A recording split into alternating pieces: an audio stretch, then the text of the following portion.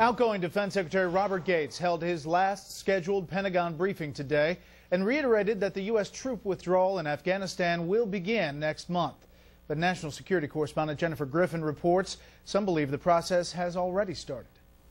800 members of the Oklahoma National Guard who were slated to deploy to Afghanistan next month were given last-minute orders that they were no longer needed in that war and were reassigned to Kuwait, raising suspicions that the long-awaited July drawdown has begun.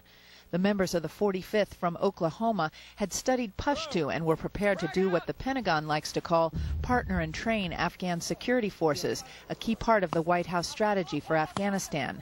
The quiet maneuver was first noticed by Senator Jim Inhofe of Oklahoma when members of the 45th began complaining about their reassignment.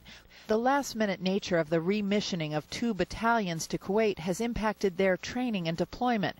The soldiers of the 45th believe their remissioning is part of a drawdown in Afghanistan, even though an assessment from General Petraeus is still outstanding, and the administration has yet to discuss drawdown plans with Congress. That is troubling to me. The Pentagon pushed back, explaining the decision did not suggest a drawdown from Afghanistan has already begun, because the president hasn't decided on how deep those cuts would be.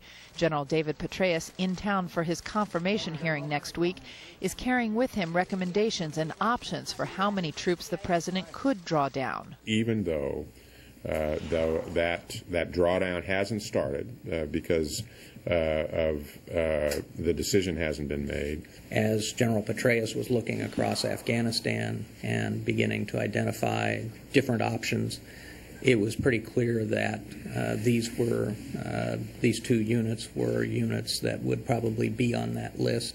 Meanwhile, in Pakistan, elected officials with known ties to the Taliban, anticipating a drawdown like they saw coming out of Iraq last summer, told Fox News' Dominique Di Natale that the Taliban strategy is to wait the Americans out, to hold back its fighting, to give the U.S. a false sense of security, that it is okay to draw down and leave. Those same officials said the Taliban would then attempt to seize heavy U.S. weapons as America pulls out and use those weapons to overthrow the Afghan government. But U.S. military officials say most of that equipment will be flown out. Brett? Jennifer Griffin live at the Pentagon tonight. Jennifer, thank you.